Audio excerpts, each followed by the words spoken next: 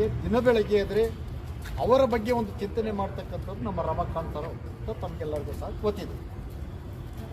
ಅವರು ಹೀಗಾಗಿ 3-4 ತಿಂಗಳ ಮುಂಚೆನೇ ಒಂದು ಪ್ರಸ್ತಾಪ ಇತ್ತು. ನಾವು ಪ್ರತಿ ತಿಂಗಳು ಒಂದೊಂದು ಭವಿಷ್ಯ ನಿಧಿ ಕಚೇರಿ ಒಂದೊಂದು ಭಾಗದಲ್ಲಿ ನಾವು ಯಾಕೆ ಪ್ರತಿಭಟನೆ ಮಾಡಬಾರ್ದು, ಆ ಪ್ರಸ್ತಾಪಕ್ಕೆ ಎಲ್ಲರೂ ಸಹ ಅನುಮೋದನೆ ಮಾಡಿದ್ರು.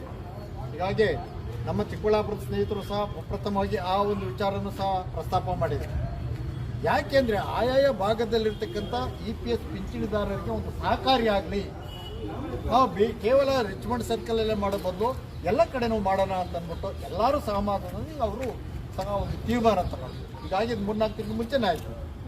ಇದು ಕ್ರಮೇಣ 3-4 ತಿಂಗಳಿಂದ ಮುಂದಕ್ಕೆ ಹೋಗ್ತಾ ಇತ್ತು. ಅದಕ್ಕೆ ಇವತ್ತು ಒಂದು ಅವಕಾಶ ಕೊಡಬಂತು. ಈ ಒಂದು ಅವಕಾಶ ಇನ್ನು ಮುಂದೆ ಪ್ರತಿ ತಿಂಗಳು ನಿಧಿ ಆಪ್ಕೆ ನಿಖತ್ ಕಾರ್ಯಕ್ರಮ ಎಲ್ಲಿ ನಡೆಯುತ್ತೋ ಅಲ್ಲೆಲ್ಲ ನಾವೆಲ್ಲ ಹೋಗಿ ಆಯಾ ಜಾಗದಲ್ಲಿ RR ನಗರ ಇರ್ಬೋದು,